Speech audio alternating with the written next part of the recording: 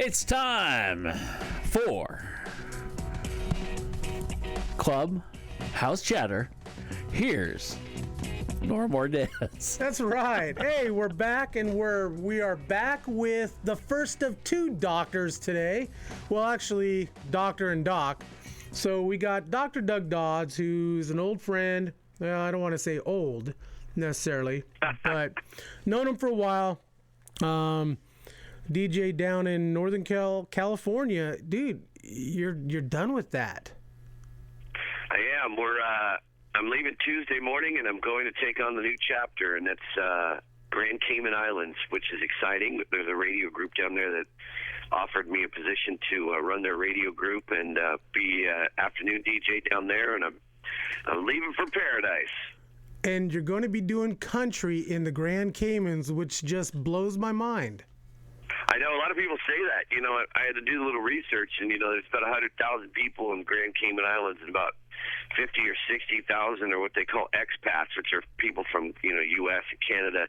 It's a huge banking hub down there, so there's a lot of financial people, and country music is so hot everywhere right now. It's like the new top 40, and that's I guess the station's doing really well. So hopefully we'll help take it to another level down there, but it should be interesting. We'll see how it goes. I'm leaving just in time so I can avoid the Donald Trump, Hillary Clinton stuff, and I'm going to be hailing the Queen because it's a British territory down there. So how did all this come about? Well, they reached out to me, and I'm loving it because they've been courting me for about a year or so, and the timing just worked out great because the end of my contract here came up, and it just felt like a good move right now. Man, so what do you know about the Grand Caymans besides its paradise? Besides paradise? Is there anything else you need to know? Well, if you want to hide your money, that's the place to take it. That's a weird place where people hide their dough. It's a tax haven, so there's no tax down there at all. And people hide from Uncle Sam down there. And not saying that's why I'm going down there, but it is an attractive quality, when there's no sales tax and no income tax and no property tax, and it's a tax-free haven. It's kind of nice. I mean, that's something you don't got to worry about Uncle Sam dipping into your money, And you get to spin, well, you don't get to spin music anymore, but you get to play music, country music, right, which, like you said, is the new top 40. It's happening, man. The country music boom is here again. Yeah, you're right, and it's the number one format in America. There's 2,200 country radio stations in the U.S. right now, and it's huge. And when you look at the concert tours, the number one selling tours are the big concert selling tours. Besides the big boys, the Stones and those guys, and Bruce Springsteen. But it's like you've got all the country acts are selling out all these venues everywhere, and it's big. And you get a chance to see it. Like tonight, the ratings are expected to be huge for the Country Music Awards that are on tonight. So I mean, that's it's big. The format's on fire, and been kicking butt down in other places, including like Grand Cayman. So it's gonna be exciting. So what are your top five country music songs right now? Not necessarily what Billboard says or whatever, but what five are your favorite right now? One of my favorites right now is a song, and this is from a little-known artist by the name of, she's new, her name is Maren Morris, and she's got this new song. Matter of fact, we did it last night at this party that we hosted last night with the band, and they brought me up, knowing it's my favorite song, they brought me up, and I came up and sang it with them. It's called My Church, and I think it's a top 10 single now in country, and it's an artist that a lot of people are like, who is this person? And they're starting to kind of get hip to her, and it feels a lot like Quentin Tarantino meets like I can't even describe who else. It's a mixture of a lot of different things, and it feels really good. And it's a song called My Church, and it's huge. I love that song a lot. Right now they've got there's so many big songs out right now. Blake Shelton's got it seems like every time Blake Shelton comes out with something, he can come out with a new album that's of 4 songs, 5 songs, 8 songs of him burping, and they'll all go to number 1. I mean, he's so on fire right now, and he's got some good stuff right now. The other song I love is Dierks Bentley, and it's a song that is so apropos to what's going on with my world right now. It's called Somewhere on a Beach. Song about someone breaking up with his girlfriend and going to a tropical location and showing up and meeting someone there, and that's awesome. Carrie Underwood and Miranda Lambert, both are on fire right now, and you're going to see them perform tonight at the Country Music Awards. So the country format is on fire right now.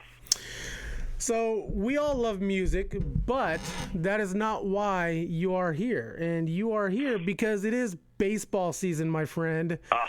6 teams open up today. I think they have kicked off now, 10:05 this morning. And, I believe the A's play tomorrow. Yeah, they do, and I will be there. Ironically, I was supposed to start, my first day was supposed to start in the Grand Cayman on 4/4, which is tomorrow. When we were negotiating the contract, I said, I can't leave until the 5th. And they asked why, and they said, well, I've got opening day tickets for the A's. Attaboy. And I go every year. So, my priorities are straight. The A's over my professional career. I will be there. And not only that, if for people that are watching, I'm going to be front row right by the A's bullpen. So when you see the pitchers warming up, getting ready, the relief pitcher getting ready, it's going to be my dopey mug. It's going to be on TV there. So I'm excited about it because they got me front row right by the bullpen.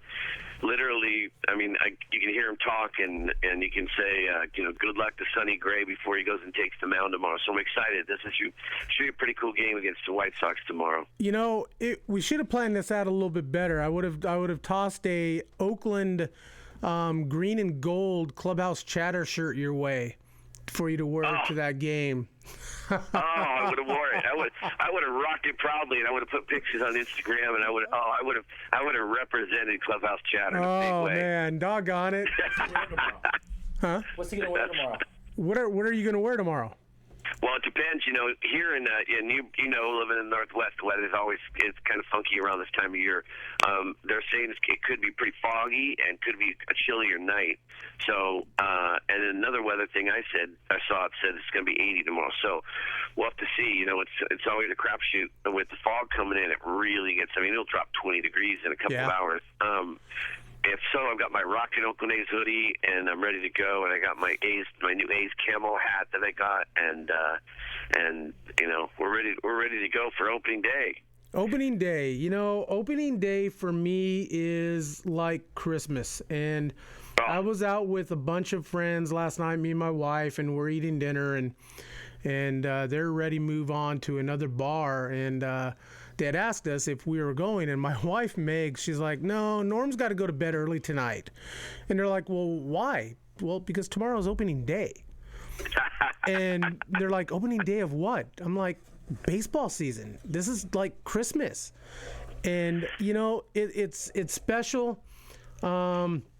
It's just special to be a part of. And I go back to 2006 when I was working with the Lancaster Jethawks, and opening day in the California League, we were at Lake Elsinore, and just stepping onto the field, having your name called in front of a sellout crowd, and you're shaking the coach's hands, and you're there on the first base line. Man, it's a